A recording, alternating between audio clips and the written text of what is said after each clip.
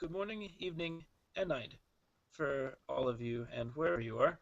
This is part two of our original scene, because thanks to some very unfortunate internet troubles, we lost mid-scene. So we pick up where Mortimer Fitzgerald and Chloe Brothers are sitting around a table. It is early evening. They've just gotten up and are sharing tales about how much quieter the city has become, as well as discussing some other interesting points of, I suppose you could say, philosophy. Well, it's definitely unique to the Kindred experience. Chloe describing her sister and her misadventures in Reno with apparently the world's most grumpy Nosferatu prince, and Mortimer reflecting upon just how different the city seems than during the pandemonious months that he had originally came to the city. As Chloe struggles with the beast inside growing ever more hungry and more demanding, Mortimer takes a second to reflect, to question whether or not he himself is on the right path. Perhaps Um, there is an end to this torment after all for him. Anyway, uh, I was. I didn't notice you were frozen in the last one. So what I was saying is that suddenly she's still rubbing like her temple, and she grabs her phone and she sends out a quick text. And as I explained the other one, it's a you wouldn't recognize the number. She just knows it by heart, and she just taps it in and types in a text and then closes it out and puts it on the table. It's a text message to her foster agent who she keeps in contact with. And in her head, the voice is saying, well, how's your dad doing? What's he been up to? Is he still rotting in prison? Maybe we should check it out. And just to get it to shut up, she messaged saying, just thinking, he's still locked up. He's rotting in prison. There's no getting out. But as she's waiting for a message back, since it's still early enough in the evening, she's starting to get a little bit more nervous, and she's messing with the phone. Mortimer does notice this, and he just sort of leans over and says, "You expecting a call from one of the Harpers too?" No, I mean, I haven't heard from anybody, but they're off doing their own business. Uh, just hopefully answer an already known question. Huh. What's on your mind then? Uh, and you'll hear the phone vibrate in her hand. Mortimer will Hopefully. try and sneak a peek, just very quickly. Just it looks And like, she just kind of oh like yeah, sits back in her chair, like, excuse me, mister?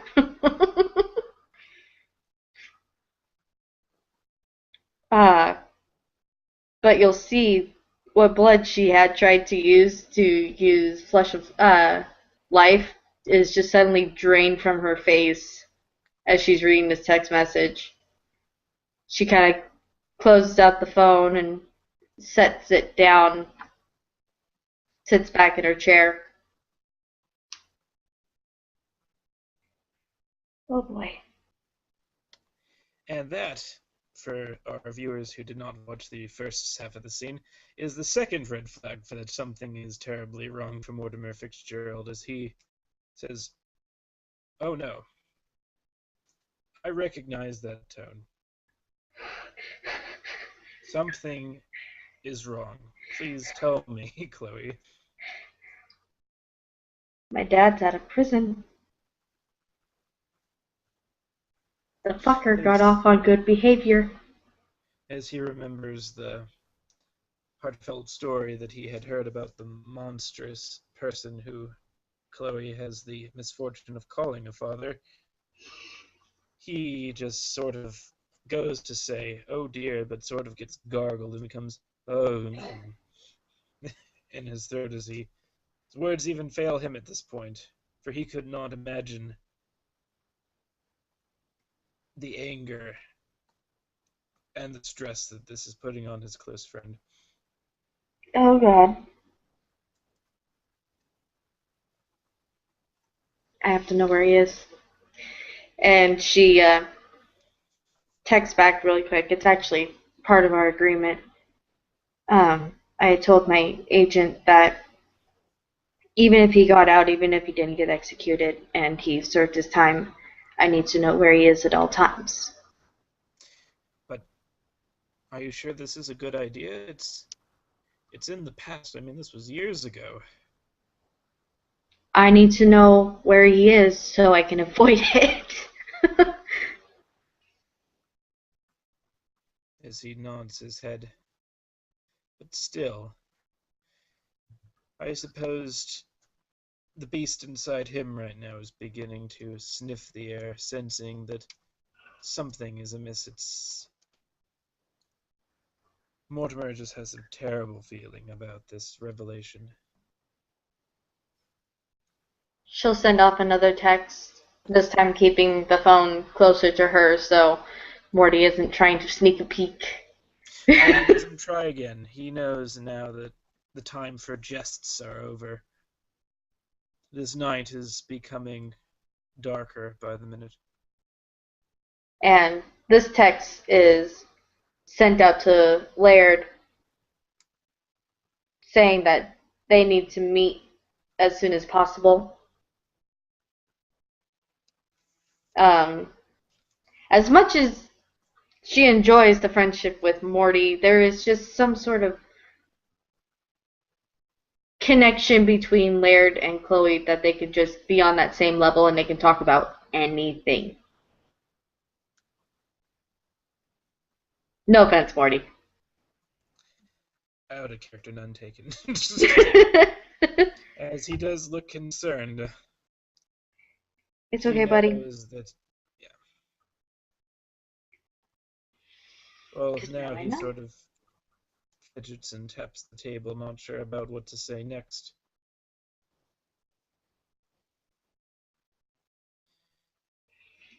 I just sent a message out to my sister, letting her know about Dad.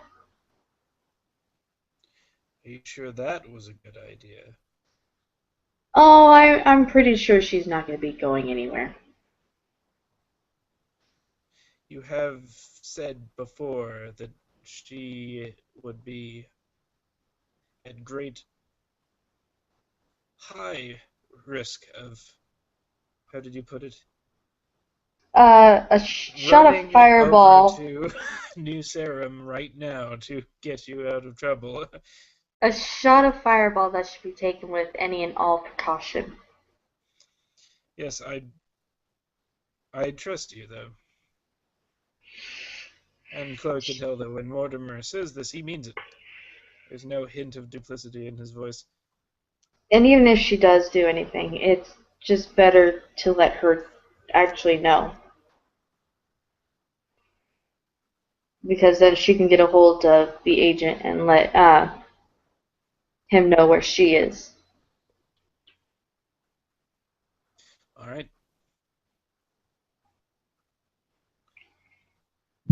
Hmm. That just shocks me. And she No. just kind of gets eerily calm.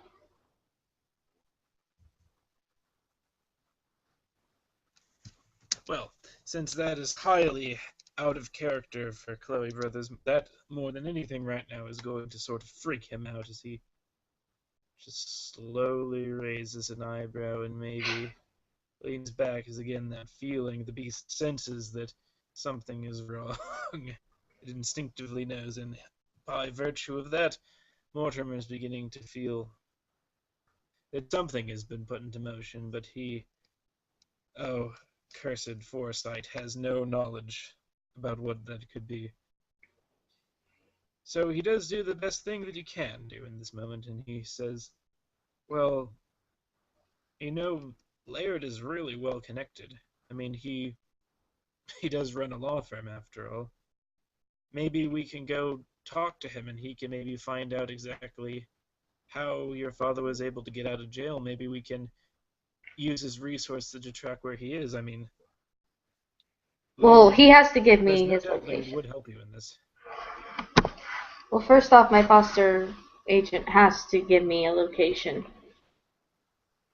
Uh, Again, in the contract, and he said it was on the account of good behavior. He sobered up. He quit the drugs. What the fuck that means.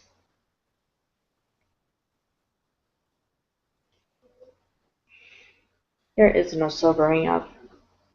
Mortimer doesn't know what to say at this point. He's never had an experience like that, and so, again, he feels powerless as he cannot help a friend in her time of need. Uh, Perception, empathy. To see the look on your face. Yeah, he's trying a little bit harder now to hide it, so let's go with difficulty 7. So 4, empathy, empathy, empathy 2, so 6.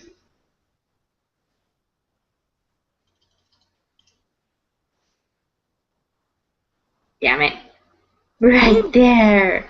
In that case, as you try to gauge what Mortimer is thinking, you can just see him look concerned, but you do not see anything else in that. He has suffered the cuts and bruises of letting his true feelings show before, and he does not want to impose that upon his friend, nor does he want to have the shame of being acknowledged for in a position, not being able to help. It's okay. It's a good morning. It's a good morning. As he does smile at that, as I suppose they can look out over New Sarum from the vantage point and see the moon gracing the horizon, casting its silver light over the bay. See the menagerie of lights from all of the windows and buildings, street lamps, street lights, cars going by below, like a river of light. Somewhat diminished through tinted windows, of course. No, they'd be open. Ah, well, in that case, thank goodness we're cold-blooded. uh, she's just kind of looking out. She's thinking. The beast is saying, no, we can easily just find him and kill him. It's a good thing you texted Laird. He can help us. He can help us. This plan is like hatching in her brain, but she's just looking out the window.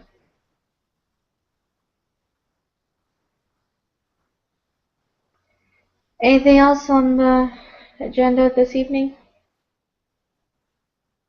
As Mortimer is still at a loss for words, he just shakes his head and says that was it. For the other day, he had finally got his paperwork in order and sent his application and resume to Dragonstone Security for the position that Mr. Crown had offered him so many nights ago, hoping that he still might be able to maybe have a spot on the PR department. Maybe As that'll be a for better idea.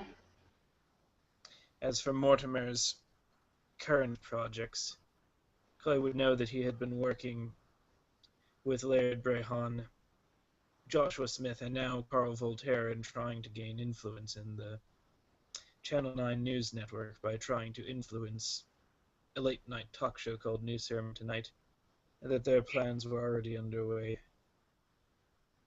But for now, again, it is quiet in New Serum. And that's all that Mortimer has to say, despite sitting there once again, unable to help his friend. All he can suggest is perhaps Laird will be able to help.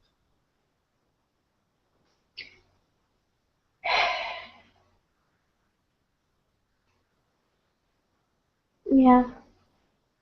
talk to the master of us all.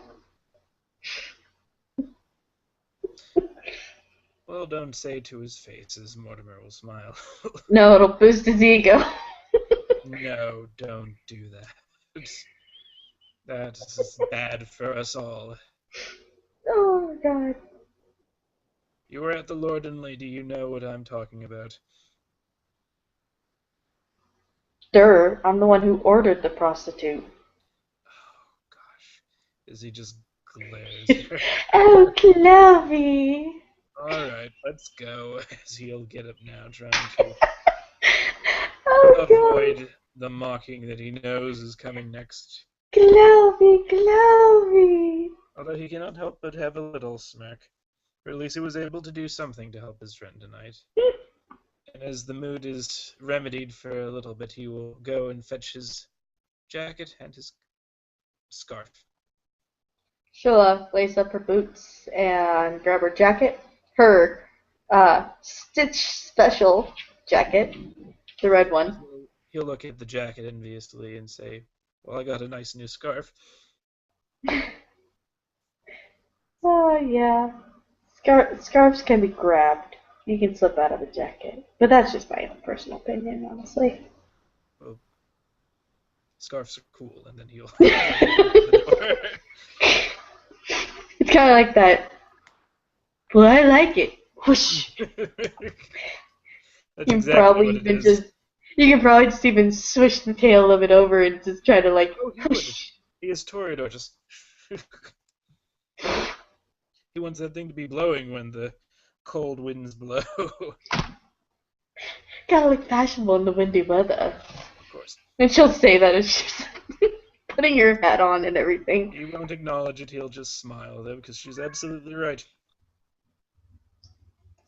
And so, the Toreador and the Brujah head out into the night, seeking whatever trouble they can master get of the into. harpies. And whatever trouble they can get into. And this, dear friends, is where our scene ends. Good night.